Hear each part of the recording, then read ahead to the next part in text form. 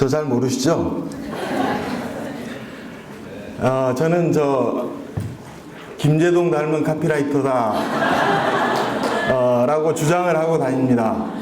근데 이제 아니다, 박휘순 닮았다, 이런 반론을 펴신 분도 계십니다. 예, 제가 우선 이 자리에 서서 왜 이 자리에서 강연을 하게 됐는지, 저는 사실 이렇게 사람들 많은 데서 이렇게 얘기하는 거 이런 거 잘 못하거든요. 근데 오늘 이 자리에서 왜 이렇게 하게 됐는지에 대해서 간단하게 말씀을 드리고 그 다음에 강연을 시작하겠습니다. 저는 27년 차 카피라이터입니다.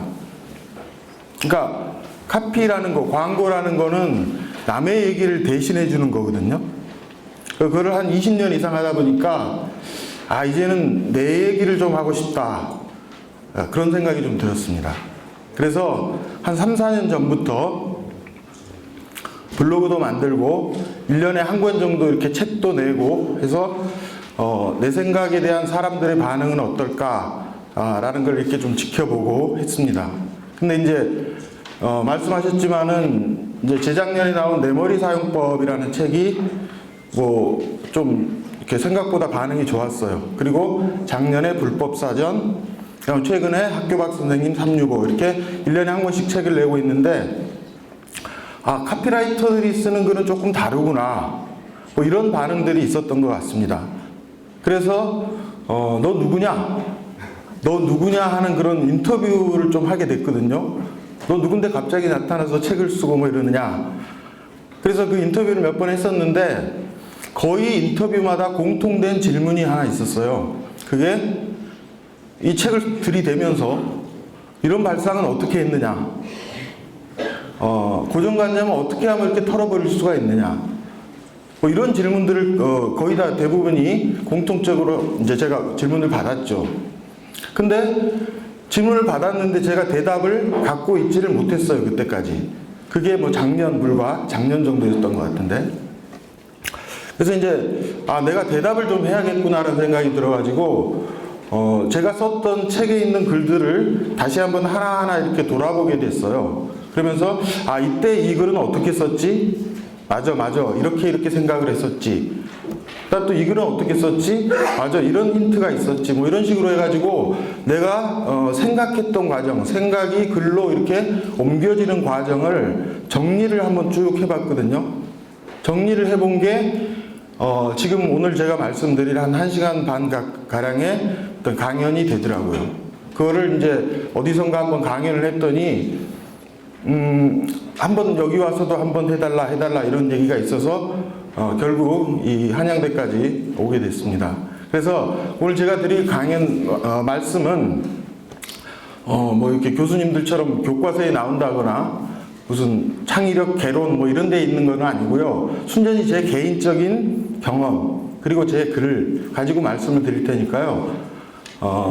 발췌해서 이거는 공감이 간다 하는 게 만약에 있다면은 그 부분만 발췌를 해서 섭취를 해주시면은 고맙겠습니다. 이제 강연을 시작하겠습니다. 예, 발상 전환을 도와주는 학교박 선생님 9이라는 이제 제목을 붙여봤는데요. 제가 이제 혼자서 많은 얘기를 하기가 좀 버거워서 선생님들을 한 9분을 초빙을 했습니다. 그 선생님들이 한마디 제가 생각하는 개념을 친절하게 아마 설명을 해드릴 것 같습니다.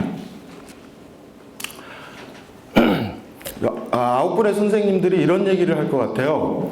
찾자, 떨자, 참자, 묻자, 놀자, 돌자, 따자, 하자, 영자. 영자가 좀 수상하죠, 마지막에. 여기서 이제 찾자라는 거는 발상전환의 제가 생각하는 정의입니다, 정의. 그리고 떨자와 참자는 발상전환을 위해서 해야 할 최소한의 노력. 그 다음에 묻자, 놀자, 돌자, 따자, 이 4가지는 발상전환의 요령 또는 방법. 그리고 하자는 자세. 그리고 마지막 영자는 철학. 제가 바라는 철학. 이렇게 요약할 수가 있을 것 같습니다. 먼저 질문을 하나 드릴게요. 행복의 반대말이 뭐죠? 불행이죠. 행복의 반대말은 불행입니다. 정답입니다. 근데 제 책에 보면은 이렇게 적혀 있습니다. 행복의 반대말은 불행이 아니라 불만이다. 행복의 반대말이 불행이다 라는 것은 정답인데, 그럼 불만은 무슨 답인가? 이거는 저는 새로운 답이라고 생각합니다. 새로운 답. 그러니까 발상전환은 뭐냐? 정답이 아니라 새로운 답을 찾는 게 발상의 전환이다. 그래서 첫 번째 선생님 누구죠? 셜록 홈즈입니다.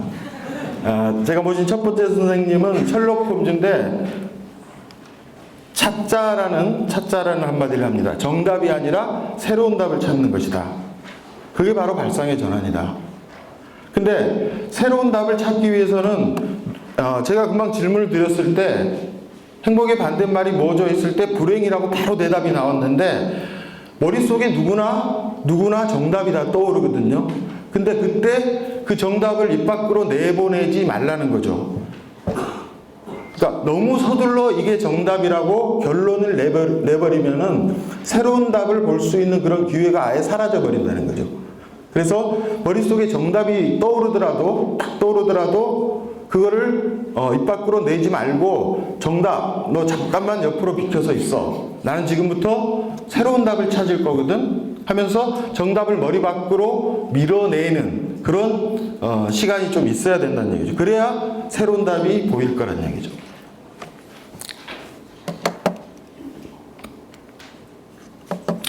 자, 가난이라는 단어가 있습니다.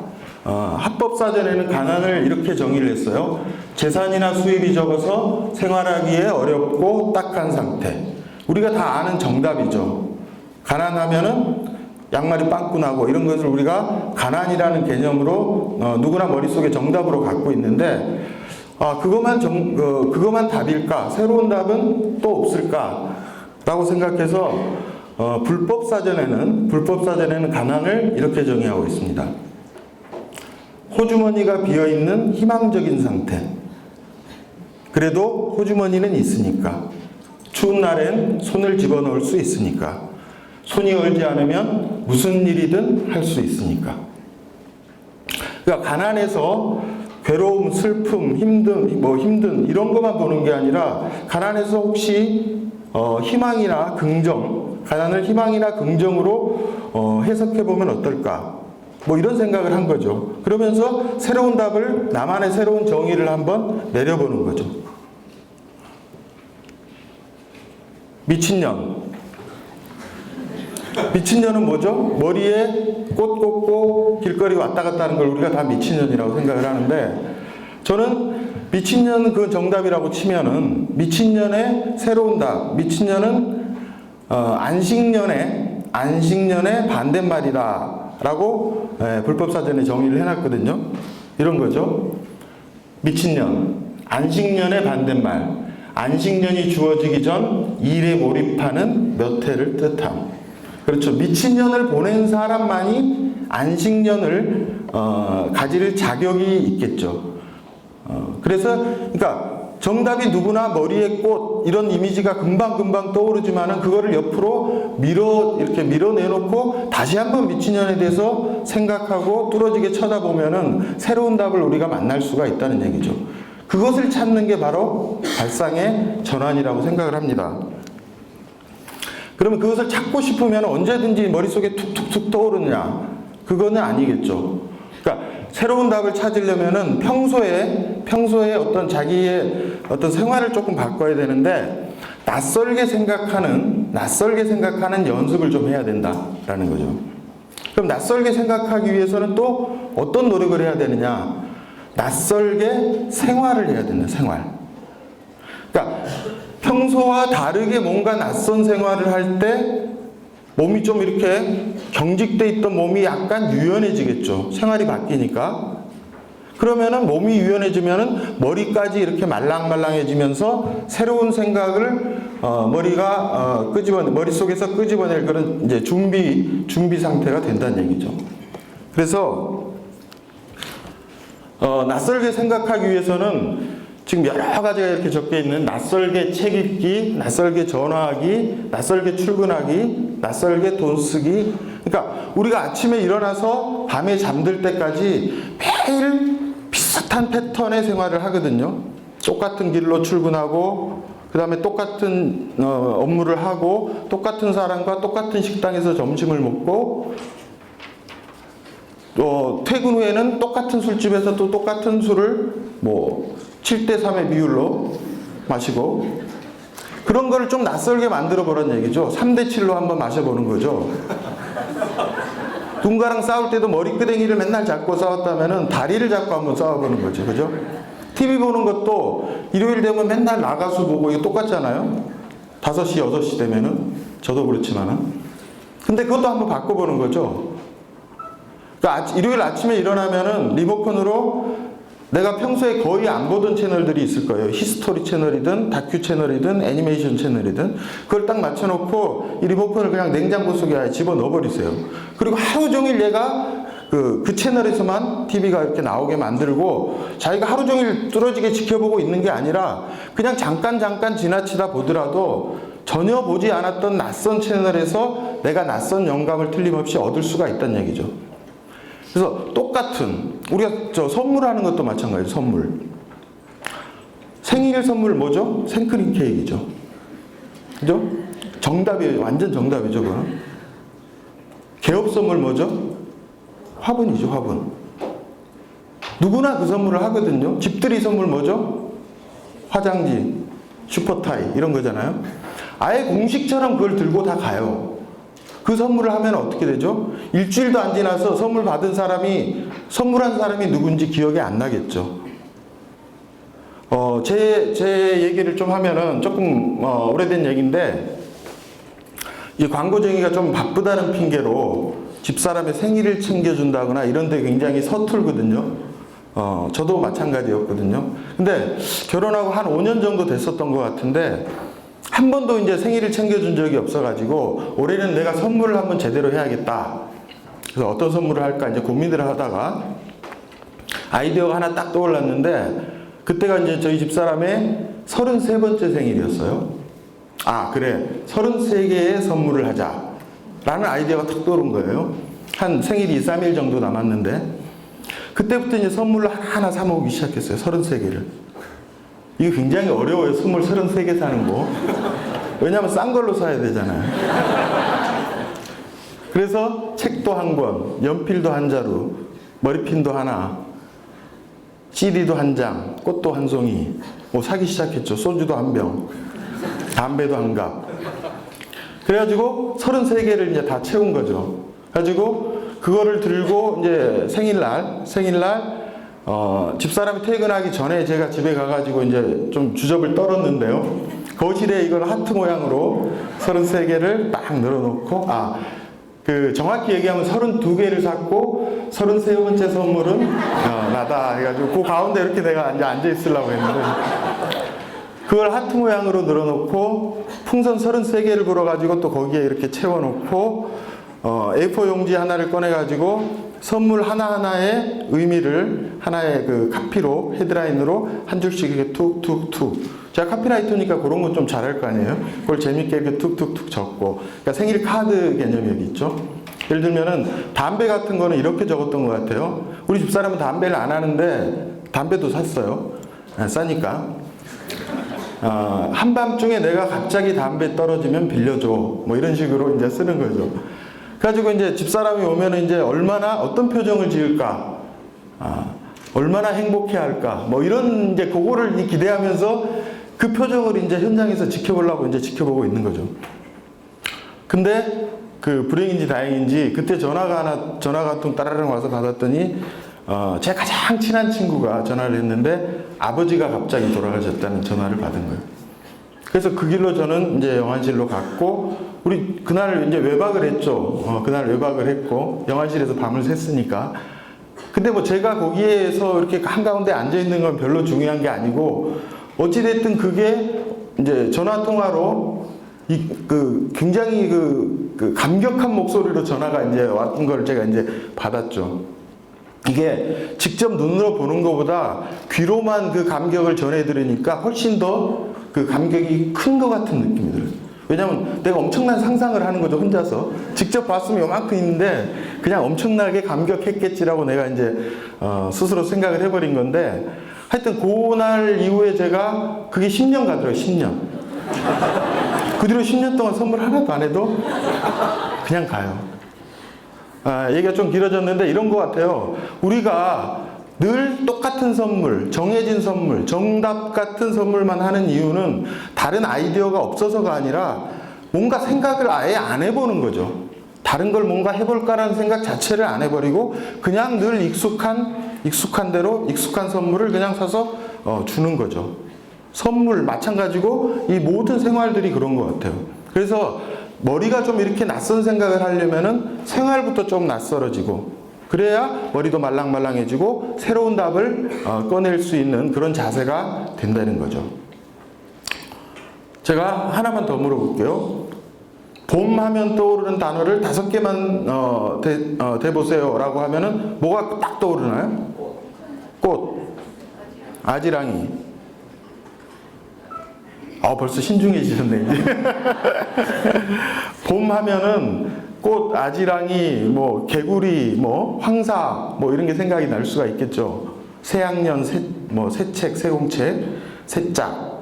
근데 봄 하면은 어떤 사람은 이런 대답을 할 수도 있을 거란 얘기죠. 거울, 안경, 자동차 극장, 천문대, 맞선, 뭐 예를 들어서 이런 대답을 하는 사람이 있다면은 그 사람은 봄 하면은 뭐가 떠오르세요 했을 때 머릿속에 떠오르는 정답을 서둘러서 입 밖으로 내지 않은 사람이겠죠. 정답 너 잠깐만 옆으로 비켜서 있어. 나는 조금만 더 생각해 볼게. 나는 새로운 답을 찾아야 하거든 하는 사람한테 보이는 게 봄은 보다의 명사형일 수도 있겠다. 그러면은 그렇지, 대답이 전혀 달라질 수가 있겠구나. 그래서 거울이나 안경이나 자동차 극장이나 맞선 같은 단어를 대답을 할 수가 있는 거죠. 근데 봄을 딱 보는 순간에 이거는 계절이야 라고 미리 결론을 내버리면은 결코 보다의 명사형인 봄을 자기가 발견할 수가 없는 거죠. 그래서 정답이 아니라 새로운 답을 찾는 게 발상의 전환인데, 그 새로운 답을 찾기 위해서는 너무 서둘러서 정답은 이거다라고 결론을 내서는 곤란하다라는 거죠. 자, 어떻게 지내십니까? 라는 질문들을 우리가 일상에서 자주 합니다. 요즘 어떻게 지내? 라는 질문 자주 하죠. 그러면은 대답 뻔하죠. 그죠? 뭐라고 대답하죠? 잘. 그죠? 잘. 아니면 뭐 그럭저럭. 뭐 맨날 똑같죠. 뭐 이게 거의 똑같은 대답들이거든요. 근데 이 어떻게 지내십니까? 라는 질문에 대답하는 방법이라는 글을 쓴 분이 계신데, 그 움베르토 에코라는 작가인데, 이 사람은 이 대답을 160가지를 자기 글에서 쭉 적어놨는데 그게 하나하나가 굉장히 재밌어요. 그러니까 우리가 정답 같은 아까 얘기한 잘, 그럭저럭이 아니라 정말로 새로운 답들을 하나하나 정리를 해놨는데, 그 160가지가 대답하는 사람이 누구인가에 따라서 대답이 전혀 달라지는 거죠. 그 사람만이 할 수 있는 대답들을 이 사람들은 하더란 얘기죠. 어떻게 지내십니까? 라고 물어보면은 갈릴레이는 어떻게 대답하냐. 갈릴레이는 잘 돌아갑니다 라고 대답을 합니다. 그래도 지구는 돈다 라는 얘기를 했던, 사계라는 곡을 썼던 비발디는 계절에 따라 다르지요. 다이너마이트를 발명했던 노벨은 터져버릴 것 같아요. 드라큘라 피웠습니다. 예수 다시 살아났습니다. 아인슈타인 상대적으로 잘 지냅니다. 하나하나가 굉장히 재밌고, 저 사람만 저 대답은 할 수 있다. 그러니까 정답이 아니라 새로운 대답들을 계속 만들어낸 사람들이라는 거죠. 근데 그러니까 새로운 답을 만드는 게 발상의 전환, 머리를 말랑말랑하게 하는 발상의 전환에도 물론 도움이 되겠지만은, 이렇게 새로운 답, 재밌는 답을 자기가 찾아보는 것은 그냥 그 하루하루가 우리가 사는데도 그냥 재밌는 거죠. 삶이 너무 맨날 그 진부하지 않고 그냥 재미있게 사는 방법 중에 하나일 것 같아요. 하루하루가 대답 하나 때문에 한 번 더 웃고, 이렇게 하루하루가 웃고 재미있게 살 수 있으면 그걸로도 굉장히 큰 의미가 있다고 저는 생각을 합니다. 제 명함인데요. 정철 카피 대표 아까 그런 소개를 하셨는데, 아까 소개한 것 중에 그 오자가 있어서 제가 하나 바로 잡을게요. 단국대 겸임교수 이고가 아니라 엿고입니다. 엿고. 지금은 아닙니다.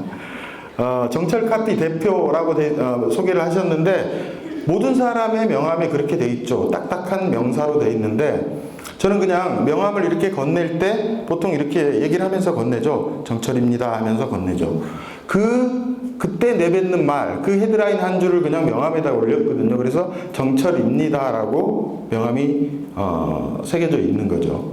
근데 이게 다른 거죠. 새로운 대답이라고 할 수 있는데, 사람들이 명함이라는 게 이렇게 좀 서먹서먹한 사이에서 처음 만났을 때 이렇게 주고받는 거기 때문에 얘기가 처음부터 이렇게 잘 풀리기가 힘든데, 어떤 경우에는 이 명함 때문에 명함 재밌네요, 독특하네요 하면서 거기서부터 얘기가 잘 풀리는 경우들도 있다는 얘기죠. 그래서 이게 지금 한 5cm, 9cm 정도의 공간일 거예요. 명함이 5cm, 9cm짜리 공간도 얼마든지 내가 새로운 답을 찾으면 찾을 수 있는데, 수십 페이지짜리 무슨 기획서나 자기소개서나 보고서나 뭐 이런 것들은 정말로 내가 새로운 어떤 답을 찾으려면 얼마든지 찾아서 우겨놓을 공간들을 발견할 수가 있겠죠. 근데 작년에 했던 거 그대로 가져와서 단어 몇 개만 바꿔서, 이게 이제 습관화되어 있는 거죠. 새로운 답을 좀 적극적으로 찾으려는 노력들을 안 했다는 거죠. 발상전환이란 걸 한 번도 시도를 안 해봤다는 거죠. 그래서 발상전환의 정의, 셜록 홈즈는 찾자, 새로운 답을 찾자 라고 말씀을 했습니다. 두 번째 선생님입니다. 두 번째 선생님은 박지성 선수입니다. 박지성 선생님이 그 축구 선수들 중에서 우리나라뿐만 아니라 정말로 부지런하게 뛰는 그런 축구 선수로 우리가 다 잘 알고 있는데, 바로 그 얘기입니다. 박지성 선생님의 한마디는 떨자입니다. 떨자. 발상 전환을 위해서 약간의 부지런을 좀 떨어야 된다. 무슨 대단히 심각한 부지런이 아니라 약간의 부지런, 약간. 어떤 거냐? 약간의 부지런이란, 제가 이제 목욕탕에서 이렇게 머리를 감고 있었어요. 머리를 한참 감다가 머리 감는 도중에 재밌는 생각이 하나 떠올랐어요. 머리를 감으면 머리카락만 깨끗해지는 게 아니라 손톱도 깨끗해지네? 라는 생각이 머리 감다가 갑자기 떠오른 거예요. 이 생각 재밌네. 이걸 가지고 뭔가 글을 하나 정리를 할 수 있을 것 같다 라는 생각이 딱 드는 거예요, 그 순간에. 그리고 머리 한쪽 어딘가에 이걸 딱 기억을 해놔요, 확실하게. 그리고 나서 머리 다 감고 헹구고, 그 다음에 이제 수건으로 이제 머리를 툭툭툭툭 털죠. 그때 털다가 그 생각도 같이 털려져 나가버려요. 그리고 목욕탕을 나오는 순간에 내가 그런 생각을 했다는 것조차도 기억이 안 나는 거죠.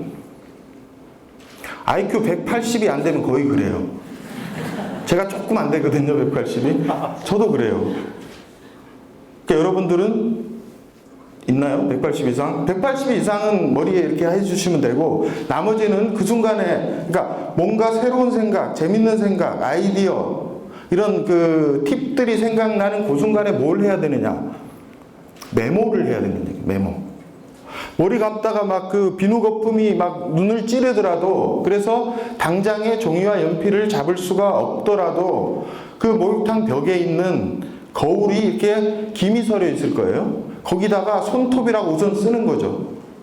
그래 놓고 머리 다 헹구고 털다가 저게 보이는 거죠, 손톱. 맞아, 아까 내가 저 생각을 했지. 그래가지고 가서 다시 어딘가에 옮겨 적으면 된다는 얘기죠.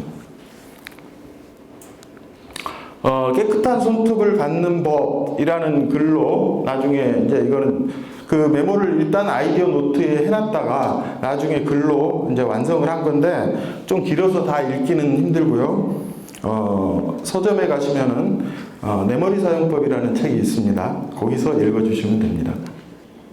그래서 무슨 얘기냐? 새로운 생각은 누구나 떠오른다.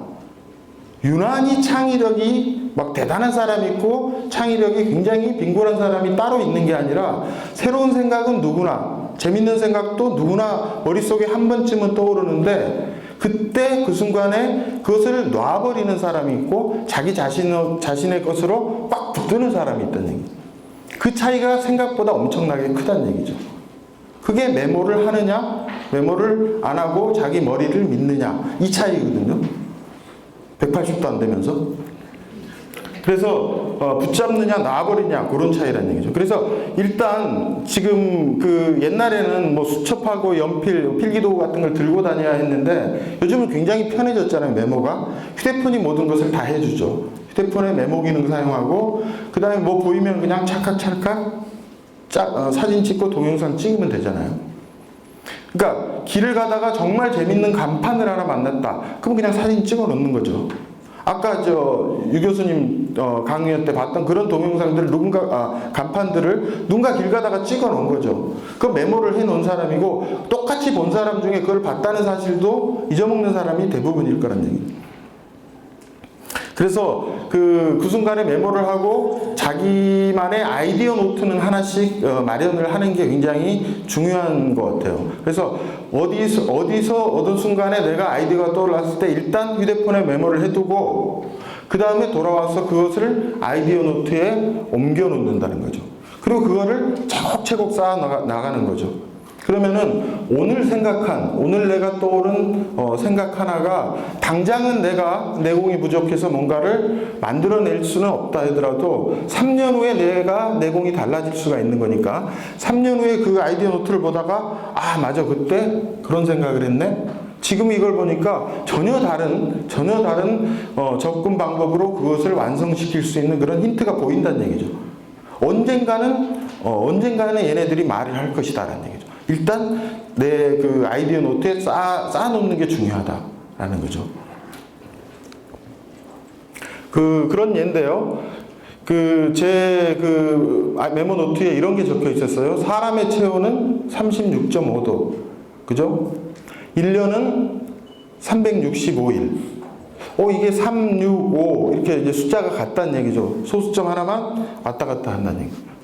이게 어떤 틀림없이 무슨 연관이 있을 텐데 왜 같은 숫자일까라고 적어놨어요. 꽤 오래전에 적어놨는데 그거를 이제 몇 번 이렇게 들여다봤는데 별 아이디어가 안 떠올랐는데 얼마 전에 재작년인가 책을 낼 때 다시 한번 보니까 아까 궁 하면 통한다 그랬는데 책을 내야 되는 상황에서 뚫어지게 보니까 글이 하나 이제 나오더라고요. 그래서 한참 전에 적어놨던 걸 나중에 글로 완성을 시킨 거죠. 메모를 안 해놨으면 아마 사라졌겠죠. 이런 생각들이. 사람의 체온이 36.5도인 이유라는 글로 정리를 했는데 사람의 체온은 36.5, 1년은 365. 사람의 체온 열이 모이면 1년이 된다. 1년에 최소한 10사람을 꽉 껴안으라는 얘기다.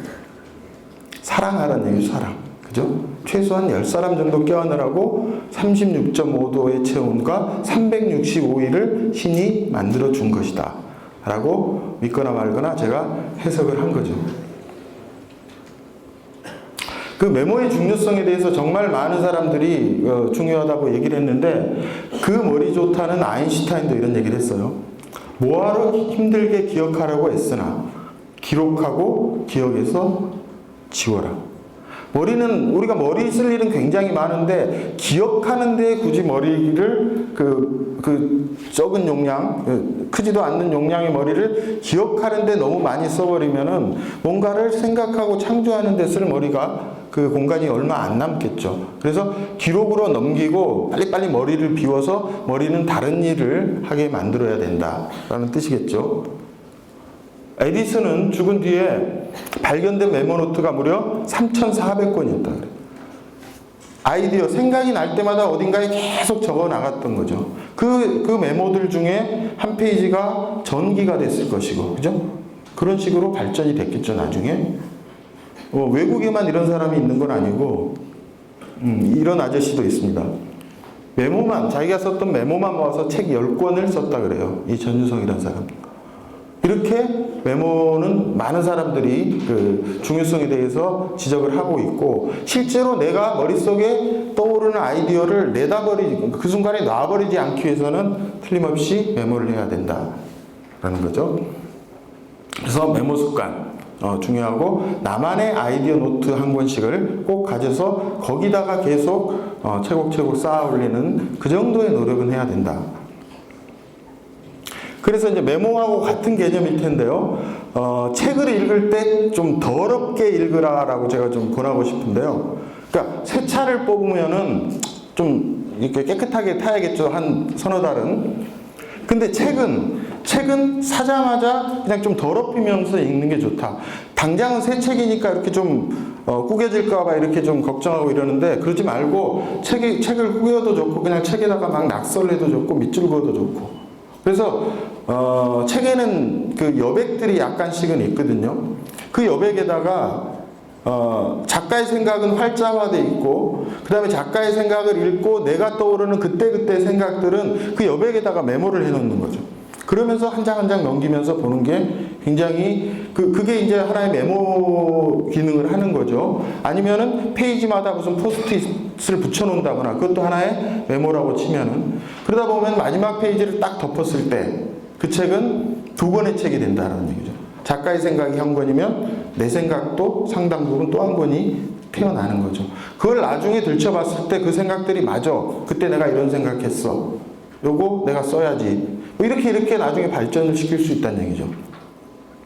특히 제 책은 굉장히 짧은 글들로 이렇게 돼 있거든요. 그리고 여백이 많고 일러스트 같은 게 있어서 그러니까 내 생각을 집어넣을 공간들이 굉장히 많아요. 그래서 뭐 다른 책은 모르겠지만 제 책을 혹시 읽으신다면은 막 더럽게 막 메모를 하면서 자기 생각을 적어가면서 읽어주시기를 바랍니다. 그러려면은 어떻게 해야 되죠? 빌려보면 안 되겠죠? 책은 빌려본 책에 막 이렇게 더럽게 보면 안 되니까 꼭 사서 봐야겠죠. 자, 두 가지 노력을 좀 해야 된다 그러는데, 두 번째 노력에 대해서 이제 말씀을 해줄 선생님은 이창호 선생님입니다. 이창호는 그 돌부처라는 별명이 있을 정도로 굉장히 참는 데 익숙한 그런 프로 바둑 기사죠. 그러니까 수가 나는 걸 알면서도 또 참고, 돌다리도 두들겨 보고 나서 안 건너는 뭐 이런 사람이라고 그러더라고요. 두들겨 보고도 안 건너는 그 정도로 참을성이 대단하다라는, 그래서 그 참을성과 계산으로 세계 정상을 10년 이상 이렇게 지켰던 기사인데, 역시 이창호 선생님의 한마디는 참자입니다. 이게 발상전환의 두 번째 노력인데요. 약간의 인내가 좀 필요하다, 발상전환을 위해서는. 이것도 무슨 대단한 인내가 아니라 약간의 인내입니다. 자, 어떤 거냐. 우리가 걸레를 보면은, 조금만 이렇게 걸레를 들여다보면은, 걸레에서 성직자의 모습을 누구나 발견을 합니다. 자기 몸을 더럽혀서 세상을 깨끗하게 해주는 그런 게 이제 걸레잖아요. 그래서 거기서 어떤 성직자의 어떤 마음 같은 것을 읽을 수가 있는데, 거기서 끝나지 않고 조금만 더 걸레를 뚜렷하게 이렇게 바라보고 있으면은 성직자의 정반대편에 있는 조폭의 모습도 걸레에서 발견을 할 수가 있더란 얘기죠. 어떤 거냐? 걸레들은 대부분이 수건 출신이거든요. 왕년에는 이제 수건이었죠. 왕년에 수건이었는데 늙고 병들어서 이제 그 걸레 신세가 되는 건데, 그 수건 때 이제 그 문신을 주로 하죠. 무슨 속리산 관광기념 뭐 이런 문신도 있고, 뭐 이순녀 여사 고위기념 이런 문신들을 이제 수건 때 새겼는데, 걸레가 돼서도 그 문신 자국들이 아직 남아 있는 거죠. 그러니까 약간 은퇴한 조폭 같은 그런 느낌을 그 문신에서 우리가 발견을 할 수도 있다는 얘기죠. 근데 그거는 뭐냐, 더 뚫어지게 약간의 참을성을 갖고 봐야 그게 보인다는 거죠. 조금 더 부연해서 한번 말씀을 드리면은, 하이힐이 있어요. 하이힐에서 내가 아이디어 하나를 끄집어내고 싶다. 그럼 하이힐한테 나 아이디어 하나만 줘 하면, 그래, 옛다 하고 금방 주나요? 잘 안 주죠. 사람 사이에서도 마찬가지죠. 나 뭐 하나만 줘 하면은 잘 안 주죠. 근데 좀 친하면 주죠. 친하면. 그래서 내가 하이힐에서 아이디어를 끄집어내고 싶으면은 먼저 하이힐하고 친해지려는 노력을 조금 먼저 해야 된다는 거죠. 그게 하이힐과 나 사이에 있는 간극을 좁히는 그런 노력을 먼저 조금 해야 된다. 하이힐에 대해서 조금 공부하는 그런 시간이겠죠. 그래서 하이힐을 신어도 보고 직접 가슴에 이렇게 꼭 안아도 보고 입에 물어도 보고 던져도 보고 뭐 쪼개도 보고 하여튼 하이힐을 가지고 내가 할 수 있는 노력들을 이제 막 하이힐을 가지고 노는 거죠. 그 노력들을 먼저 한다는 거죠. 그러면 이제 하이힐에 대해서 이제 어느 정도 알게 되는 거죠. 그러니까 그게 무슨 하이힐은 누가 맨 먼저 어느 나라에서 신었고 하이힐에는 어떤 종류가 있고 최고 높이는 뭐고 어떤 색상이 요즘은 유행이고 하는 하이힐에 대한 일반적인 공부, 기초적인 공부를 하는 시간이 아마 꽉 껴안고 입에 물고 뭐 이런 시간이겠죠. 그게 어느 정도 그 시간이 지나면은 그러니까 하이힐하고 좀 친해졌다 싶으면은 손바닥을 딱 펴고 하이힐을 손바닥 위에 딱 올려놓는 거예요. 올려놓고 나서 하이힐을 뚫어지게 바라보는 거예요. 그 다음부터는 뚫어지게 언제까지 뚫어지게 바라보느냐? 뚫어질 때까지. 이게 정말로 뚫어질 때까지 보고 있으면 어느 순간에 빵 소리를 내면서 하이힐에 구멍이 나는 순간이 틀림없이 온다는 거죠. 그 순간이 하이힐이 나한테 옛다 하고 아이디어 하나를 이렇게 던져주는 그 순간일 거예요. 그러니까 이 하이힐 속에는 아이디어가 한 100만 가지 정도 들어있는데 사람들이 지금까지 발견한 아이디어는 한 10,000 가지밖에 안 될 거예요. 아직도 이 속에는 99만 가지의 아이디어가 살아서 누군가가 끄집어 가기만 기다리고 있는 거죠. 99만 가지 중에 내가 한 가지 이렇게 가져오는 건 그렇게 어려운 일이 아니다. 문제는 뭐냐? 잘해요. 잘하다가 뚫어지게 바라보다가 뚫어지기 바로 직전, 뻥소리가 나기 직전에 바라보는 것을 멈춰버린다는 얘기죠. 나는 아무 생각이 안 나. 뭐 이런 식으로 포기를 해버리는 거죠. 그래서 포기하고 싶은 순간에 조금만 더 가봐라. 조금만 더 가봐라. 그러면은 틀림없이 뻥 하고 뚫리는 그런 순간이 올 것이다. 대부분의 사람들은 왜 아이디어를 하이힐에서 못 끄집어내느냐? 뚫어지기 바로 직전에 바라보는 것을 멈춰버린다는 얘기죠. 그 순간에 조금만 참자.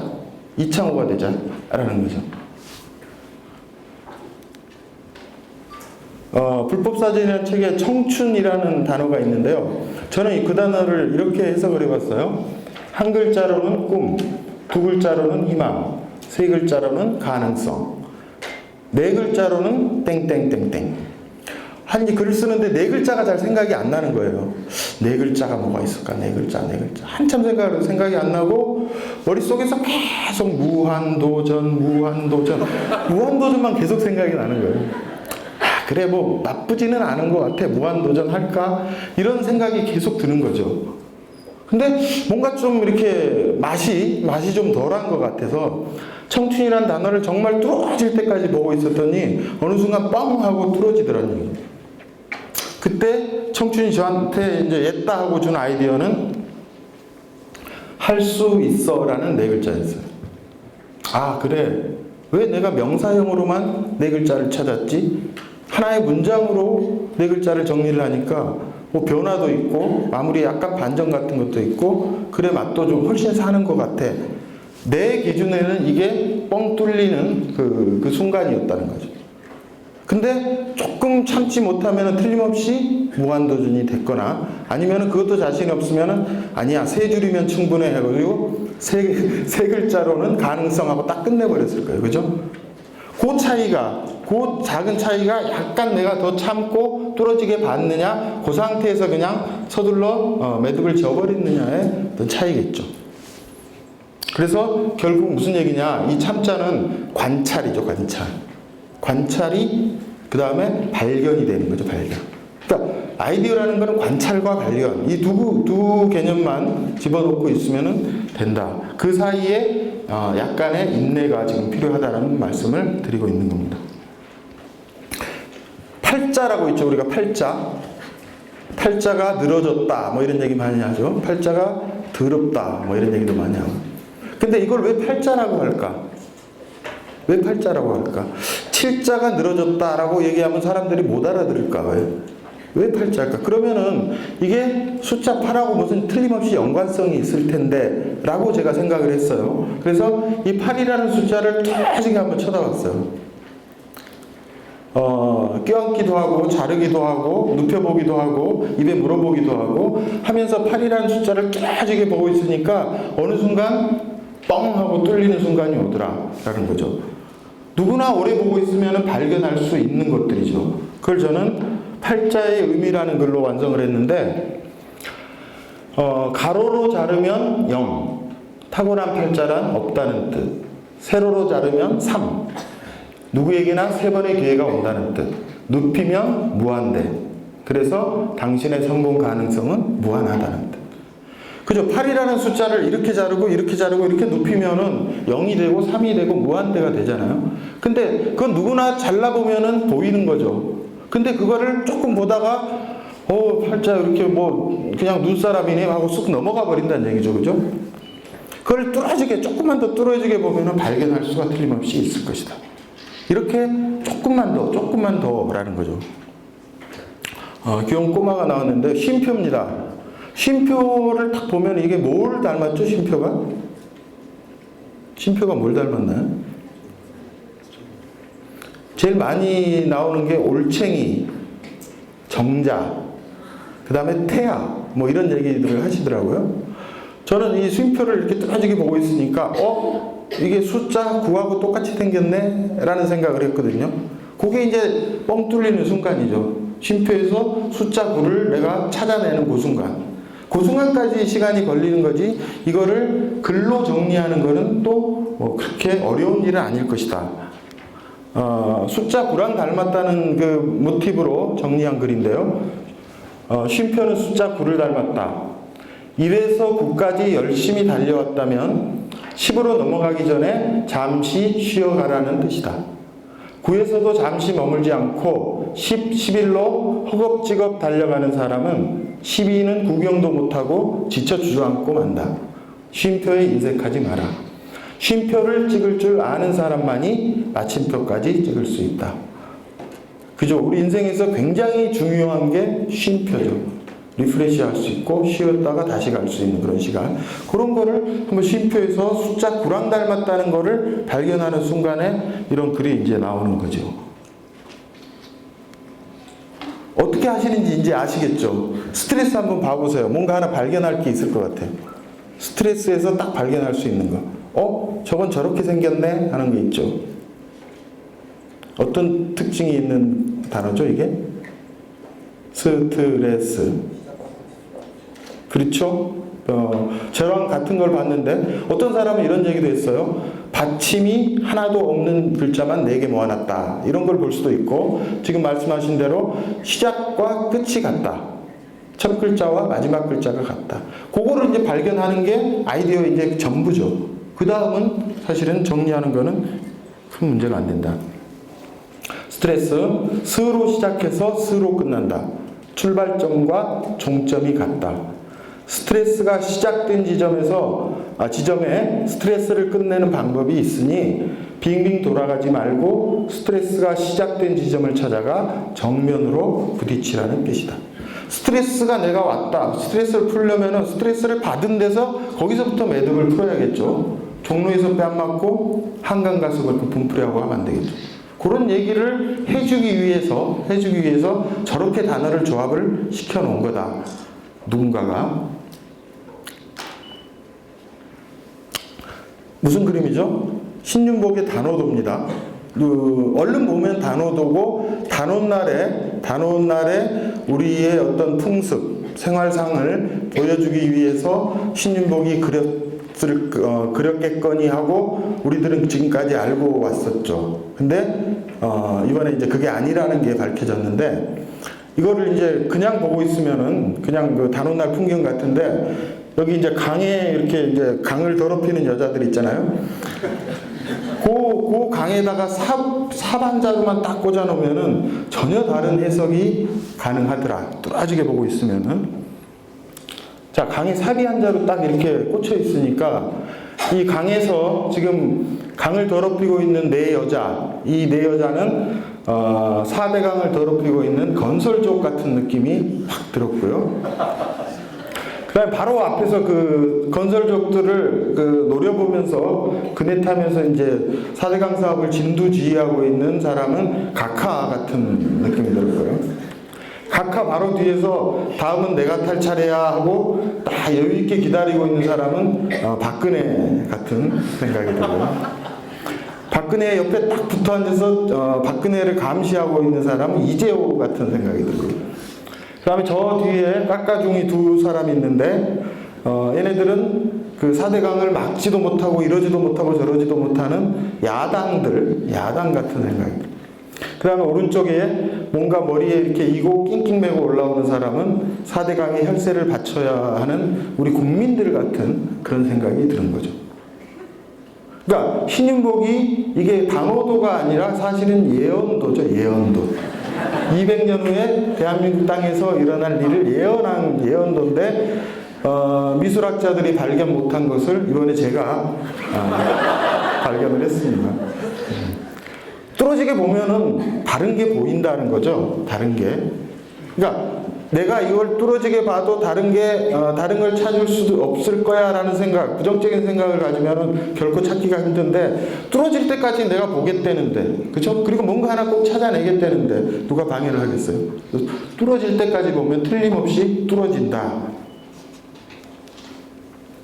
자, 이제부터는 4가지 요령에 대해서 말씀을 드릴 텐데, 발상전환에 그 첫 번째 선생님은 고양이입니다. 고양이. 고양이한테까지 우리가 배워야 되냐, 뭐 이렇게 자존심 상하실 수도 있겠지만은, 고양이는 그 세상에서 호기심이 가장 강한 동물이라고 해요. 호기심이. 호기심이 얼마나 강하냐면은, 그 고양이의 호기심이 고양이를 죽인다, 뭐 이런 얘기 있잖아요. 호기심이 너무 강해서, 많이 죽는다 그래요. 호기심 때문에. 그러니까 이쪽 길 건너편에 있으면은, 자기가 있는 쪽 말고 건너편에서 무슨 일이 일어나고 있는지가 궁금해서 못 견딘다는 거예요. 그래서 막 그 횡단하는 거죠, 도로를. 근데 이쪽으로 건너오면 다시 이쪽에서 무슨 일이 벌어지는지 궁금해서 또 횡단을 하는 거예요. 밤새 왔다 갔다 하다가 자동차에 치여서 죽는 경우가 많다. 그 정도로 호기심이 심하다, 호기심이 강하다라는 거죠. 그래서 고양이는 뭐라고 얘기를 하느냐, 묻자라고 얘기합니다. 나 정도의 호기심 좀 가져봐라 라고 인간들한테 한번 얘기를 합니다. 뭐냐, 왜라는 물음표를 입에 달고 살아라. 그게 발상전환을 하는 가장 첫 번째 요령이에요. 뭐든지 물음표를 붙이고 돌아다니라. 그게 무슨 중요한 질문인지 뭐 의미 있는 호기심인지 관계없다. 엉뚱한 것도 좋으니까 막 호기심을 붙이고 돌아다녀라. 이 코끼리도 굉장히 지금 뭔가 심각하게 생각을 하고 있는데요.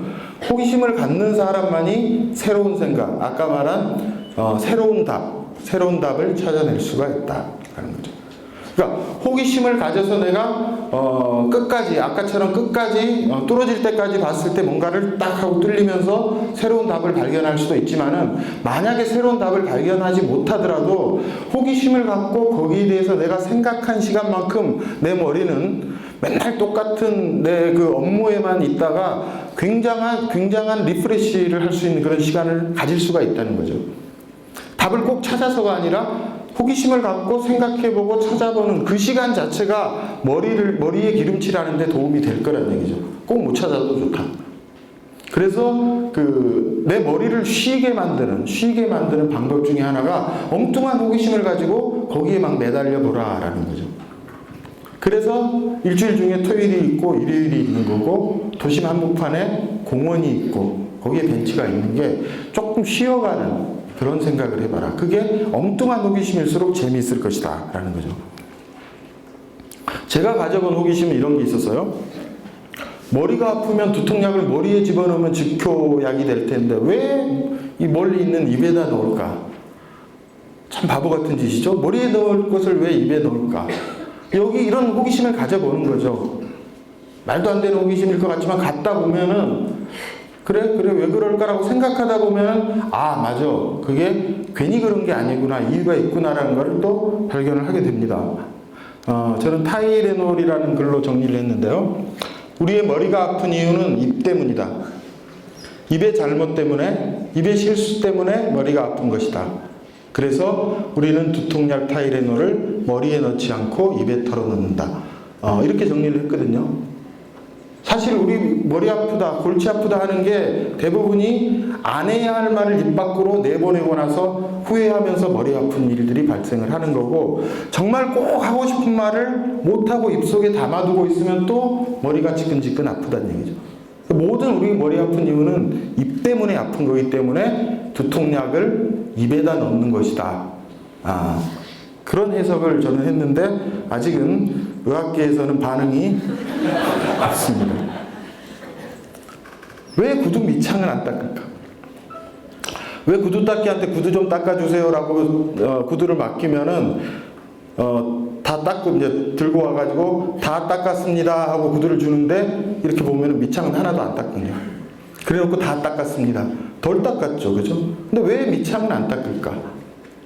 거기서 한번 생각을 해봤더니 구두라는 글이 정리가 됐는데, 구두에서 가장 때가 타기 쉬운 곳은 밑창인데 우리는 그곳만 빼놓고 구두를 닦는다.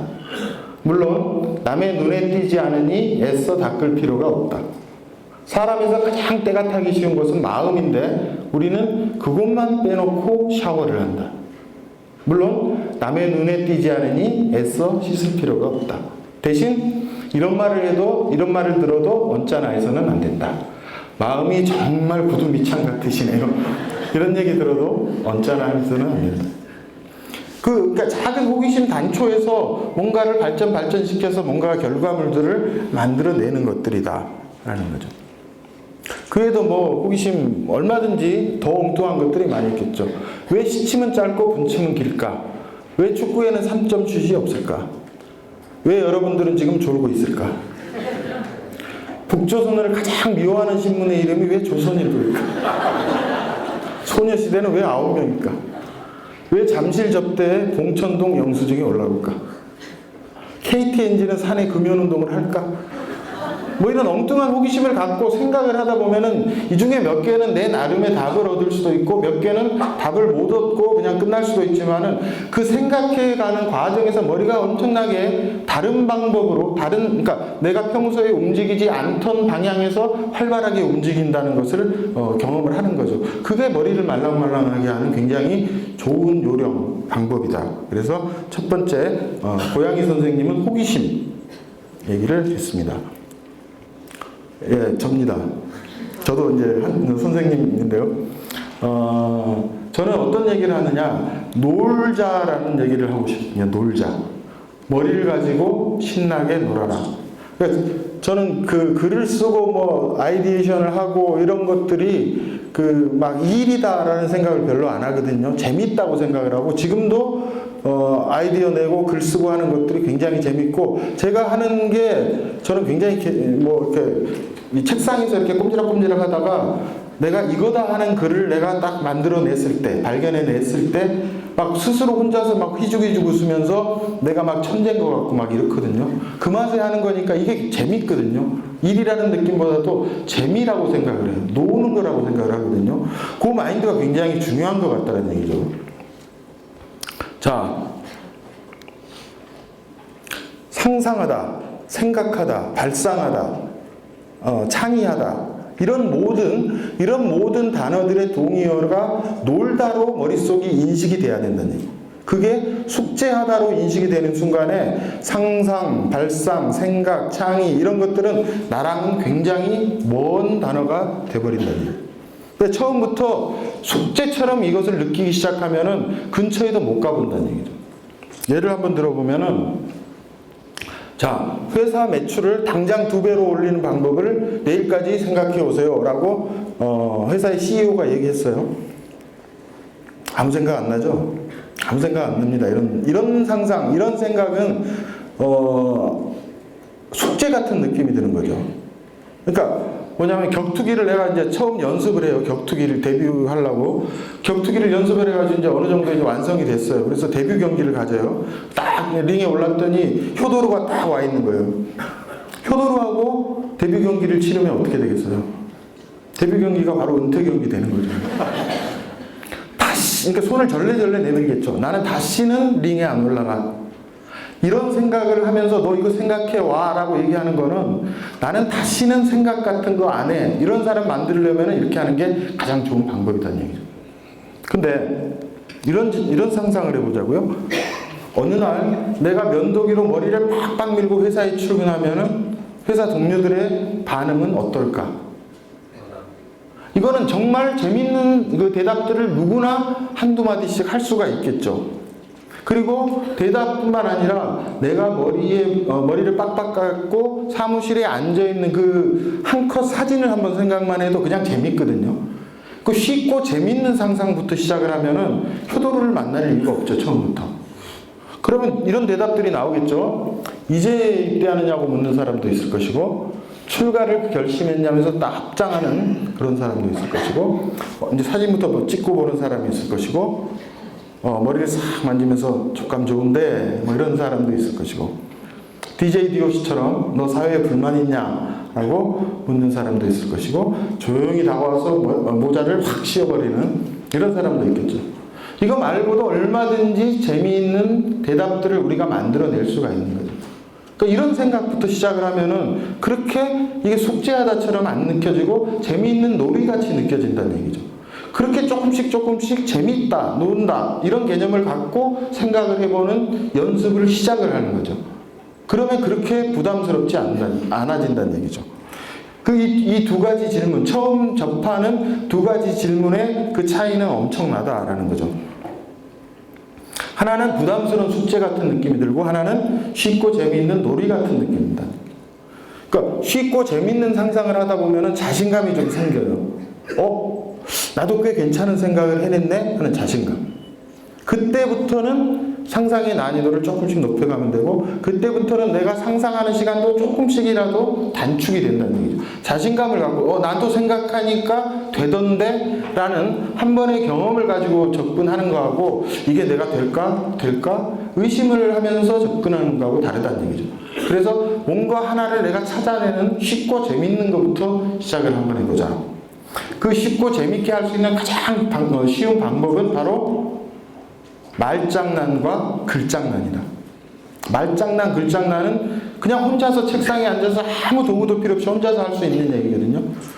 그런 것부터 시작을 해봐라 라는 거죠. 글을 무슨 심각한 글을 써라 이런 거 아니에요. 글 가지고 한번 놀아봐라 라는 거죠. 놀아봐라. 예를 들면 이런 것 같아요. 모험이라는 글을 저는 어떻게 해석을 했냐면은, 세상을 만지는 체험, 어둠을 헤치는 탐험, 나에게 던지는 시험, 어쩌면 조금은 위험, 그러나 인생의 보험. 이렇게 해석을 했거든요. 근데 이게 글을 쓴 게 아니라, 글을 썼다는 개념이 아니라, 모험에 대해서 내가 막 생각해서 모험이란 어쩌고저쩌고 쓴 게 아니라, 모험이란 글을 쓰기 위해서 두 음절로 끝나는 말 중에 험자로 끝나는 단어들을 다 이렇게 추려낸 거죠. 추렸더니 체험, 탐험, 시험, 위험, 보험 이런 5가지가 만져진 거죠. 그것들을 일렬로 세워놓고 적당히 앞에 운율에 맞게끔 적당히 말을 한번 붙여본 거거든요.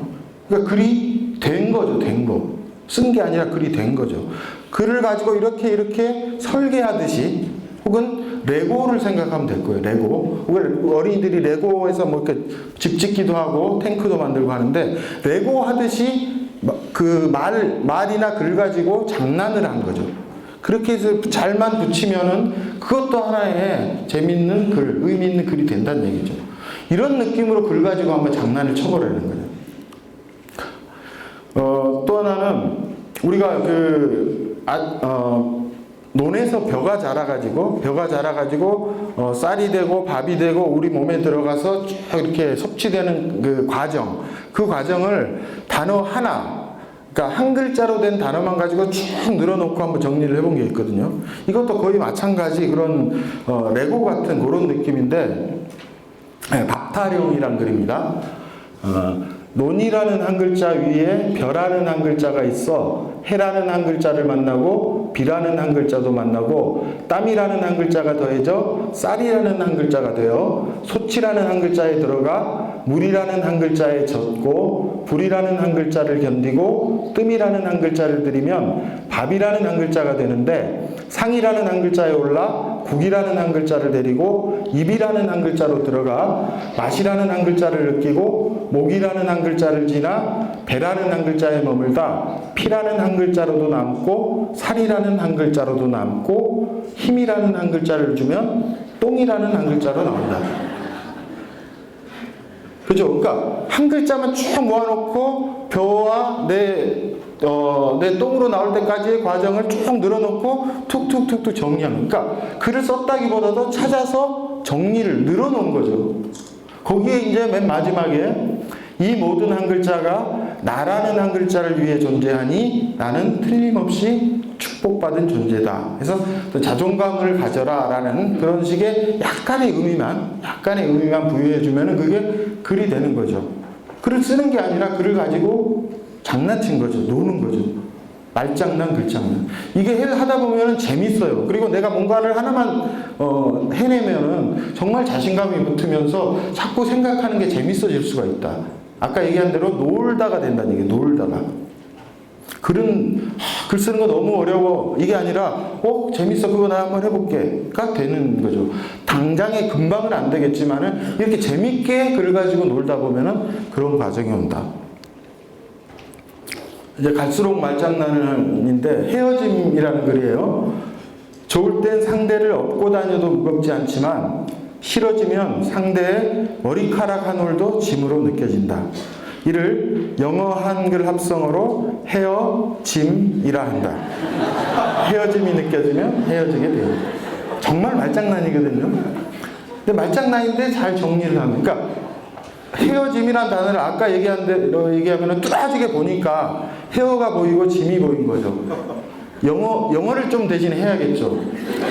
헤어가 무슨 뜻인지는 알아요. 저는 영어를 좀 해서 제 이름이 정철이잖아요. 그래서 영어를 좀 하거든요. 그래서 헤어에서 머리카락을 볼 수가 있는 거죠. 이렇게 나눠서 한번 또 보면은 이게 말장난이지만 의미만 잘 전달을 하면은 역시 글이 된다. 같은 구조로 나이키라는 글도 있는데 사람에겐 세 가지 키가 있다. 선 키, 앉은 키, 몇 살인지 따지는 나이키. 그러나 신체 검사할 때도 나이키는 재지 않는다. 나이와 능력은 비례하지 않기 때문이다. 그래서 나이가 몇이든 지금 시작하라고 just do it. 그래서 저질러라 라는 얘기를 나이키에서. 이거는 이제 포스터인데요. 역시 말장난인데요. 매년 10월 셋째 주 주말이면은 호반의 도시 춘천에서 조선일보 마라톤 대회가 열립니다. 근데 그 딱 일주일 전에 똑같은 장소에서 조선일보 반대 마라톤 대회가 열립니다. 물론 규모는 이제 비교할 수 없이 작지만은 이제 시민단체들이 주관해서 그 마라톤 대회를 여는데 거기서 이제 하나 만들어 달라, 포스터를 하나 만들어 달라 해서 만들어 드린 건데 그때가 이제 촛불 전국 한참 직후의 가을이었거든요. 그래서 진실을 왜곡하지 마라, 역사를 되돌리지 마라, 촛불을 매도하지 마라, 마라톤. 그죠?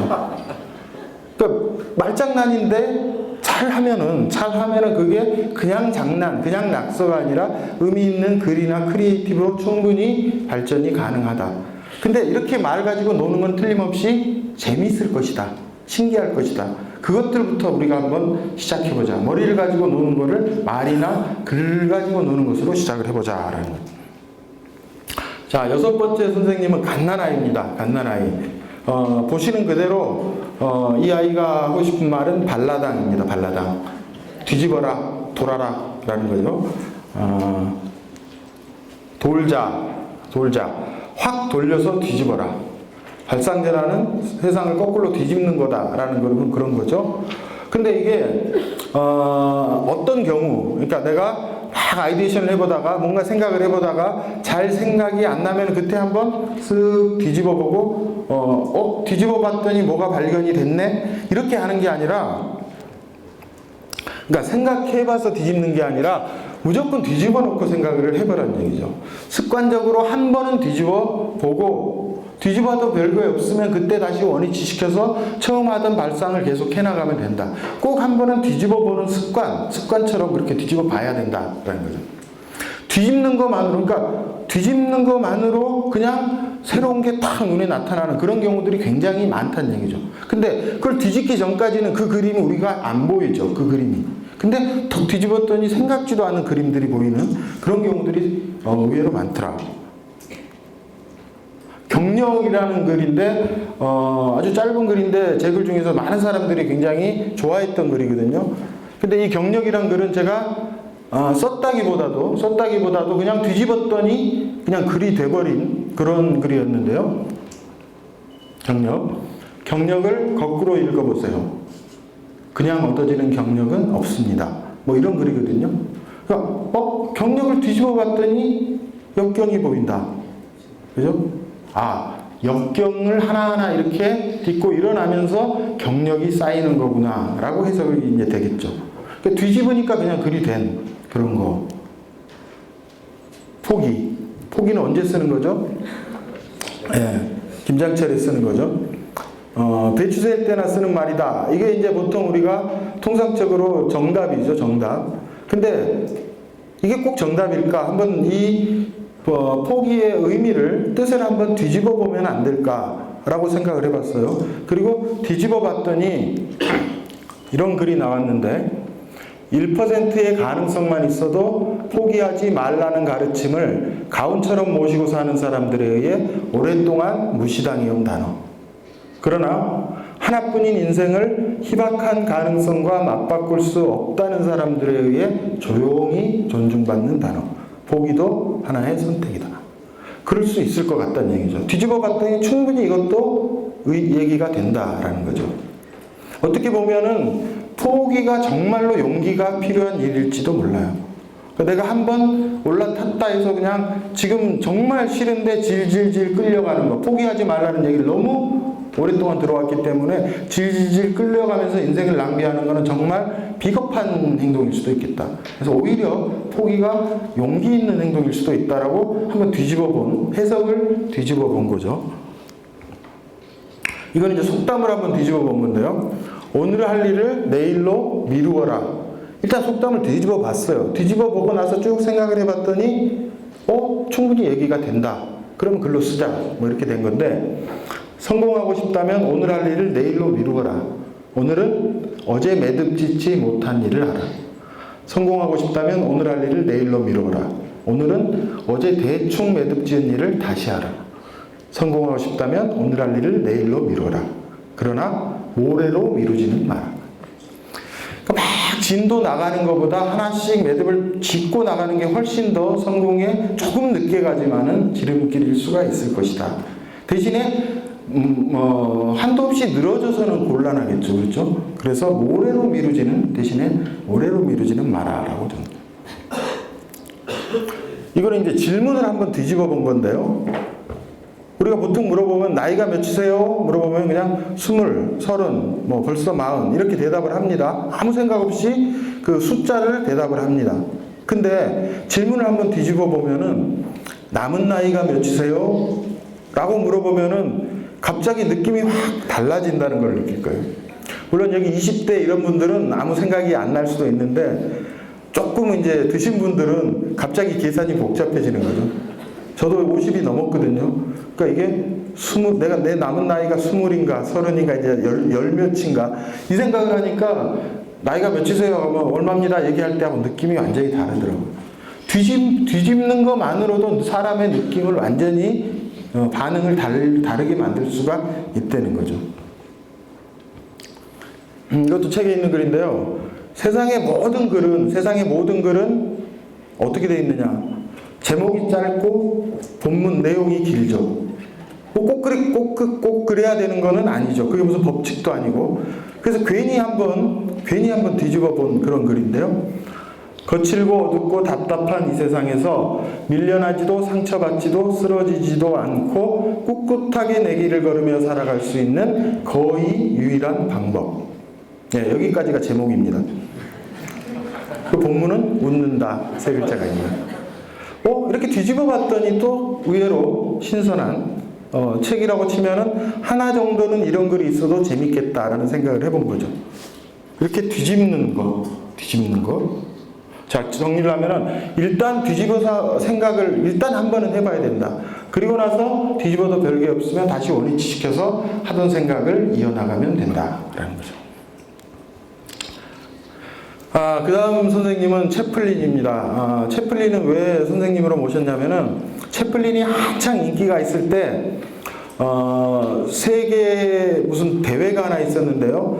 채플린 흉내내기 대회인가? 뭐 채플린 닮은 사람 뭐 콘테스트인가 뭐 이런 걸 했다 그래요.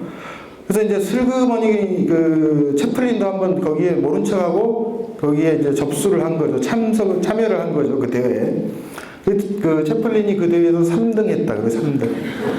채플린보다 훨씬 더 채플린 흉내를 내는 그런 사람들이 훨씬 많았다 그러는데, 채플린을 가져온 게 바로 이런 거죠. 흉내내라, 모방하라, 훔쳐오라라고 얘기하는데, 따오라.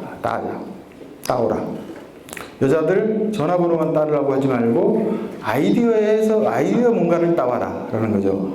뭐든지 훔치고 모방하라, 패러디하라. 근데 뭐를 가져와서 모방하고 패러디할 것인가? 뭐 어떤 거, 구체적으로 어떤 거? 그렇게 물은다면은 그냥 전부 다, 뭐든지 다.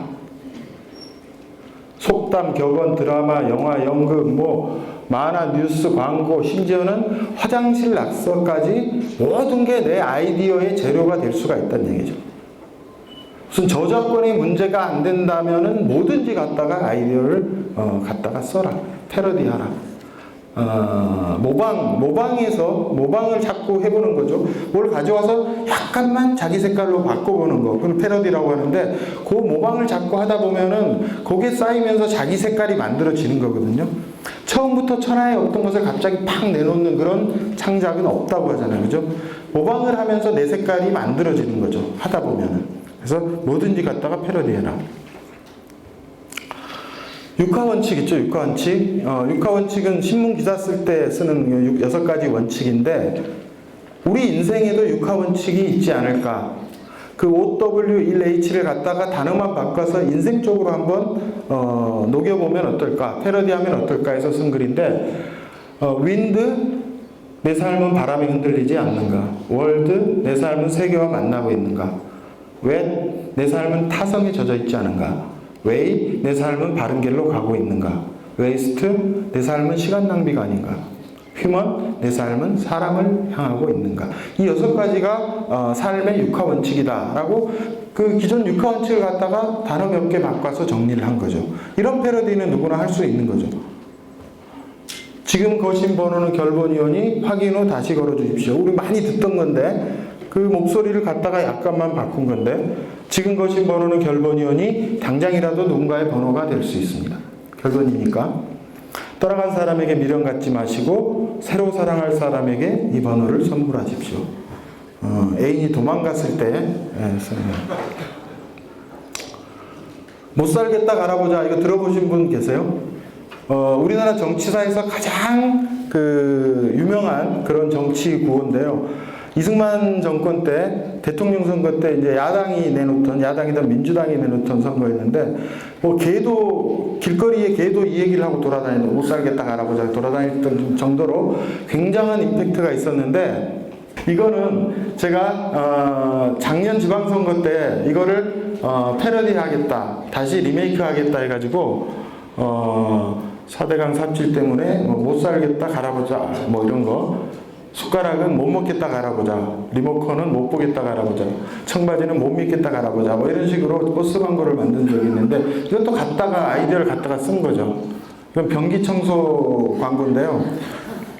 프랑스 자유의 여신이 프랑스 국기를 뺏어버리고 거기다가 변기 청소하는 크린스틱이라는 거를 들고 있는 건데, 이런 것들이 광고에서는 굉장히 많이 쓰이죠, 패러디. 그래서 우리에게 필요한 정보의 80%는 내 주위에 있다라고 그 이탈리아 경제학자 파레토가 얘기를 했다는데, 지금 내가 딱 어딘가에 내가 맨날 있는 공간, 집이어도 좋고 사무실이어도 좋고 딱 앉아 있으면은 눈에 보이는 사물들이 한 50개 정도는 금방 보일 거예요.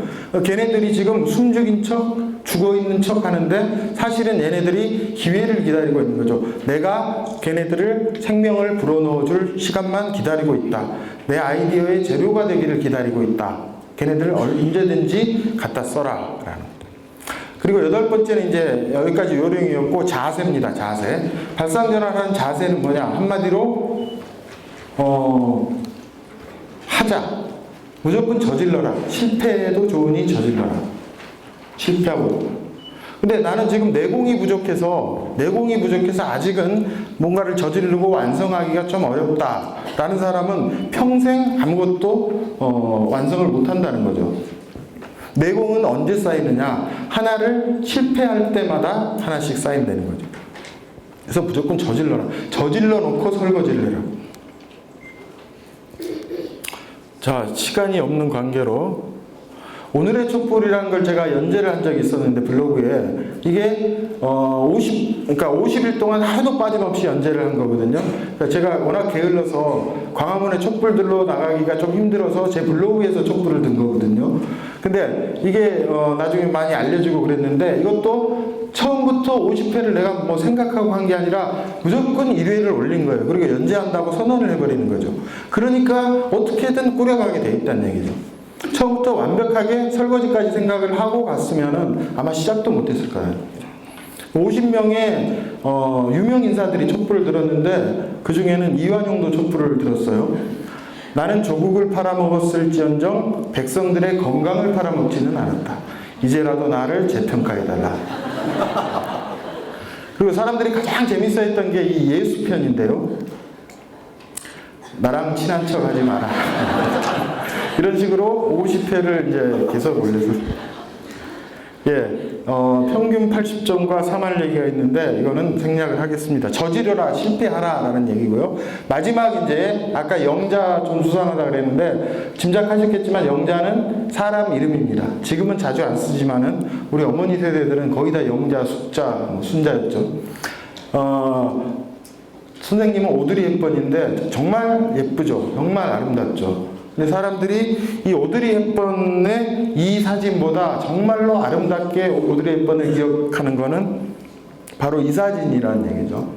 이때가 이제 돌아가시기 얼마 전인데 정말로 그 유니세프 활동하고 소말리아 가서 정말로 가난한 사람들하고 지낸 그런 이제 말년이었는데 이때가 정말 아름답다라고 얘기를 합니다.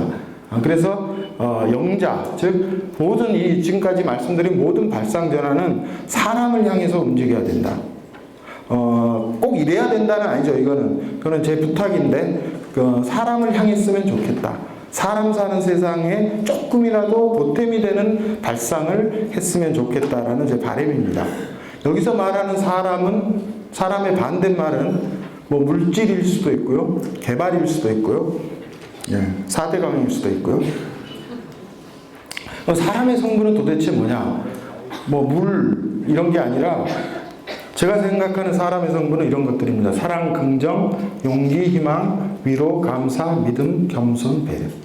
이런 것들이 원래 우리 몸에 있는 성분인데 지금 그 시대가 하도 지저분해서 얘네들이 약간 길을 못 피고 있고 대신에 성공, 돈, 개발 이런 단어들이 우리 사회에서 폼 잡고 주름 잡고 있는 거죠. 근데 얼마 안 가겠죠. 이런 것들은. 왜냐하면 기본적인 사람의 성분이 아닌 것들이 사람을 지배할 수는 없는 거니까. 그래서 이런 사람의 성분 쪽으로 자꾸 머리를 쓰고 이런 것을 주제로 글을 쓰고 생각을 했으면 좋겠다.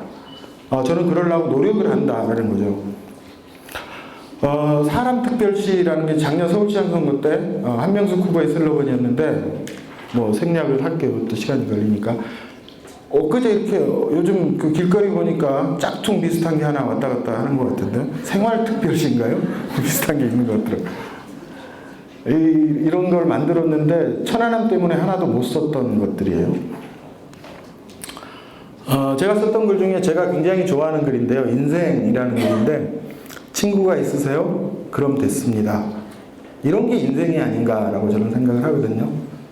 여기에 만약에 성공하셨어요? 그럼 됐습니다. 이렇게 한번 바꿔놓고 한번 생각을 해보면 뭐가 정말로 우리 인생에서 중요한 건지 아실 수 있을 겁니다. 자, 이거는 생략을 하고요. 자, 9가지 말씀을 9분의 선생님을 통해서 전달을 해드렸습니다. 이 중에 아까 처음에 모두 말씀드린 대로 내가 한번 요거는 한번 해보겠다 정도 그런 것들이 보인다면은 한번 시도를 해보시기 바랍니다. 틀림없이 된다라는 거죠. 안 된다라는 생각하지 마시고 된다. 그 된다라는 증거를 제가 보여주고 강연을 마치겠습니다. 틀림없이 여러분이 된다는 증거가 학교박 선생님 365라는 책이 밖에 있더라고요. 그 책에 실린 글입니다. 오징어가 그 증거를 말해줍니다. 평생 물에 젖어 살아온 오징어가 마른 안주의 대표가 됩니다. 그죠? 이 불가능은 없다는 증거가 바로 우리 오징어에서 찾을 수 있는데, 여러분들 모두가 마른 안주가 될 수가 있으니까 어렵다, 나는 못해 이런 생각하지 마시고 정말로 조그만 것부터 한번 시도를 해보시기 바랍니다. 긴 시간 들어주셔서 고맙습니다.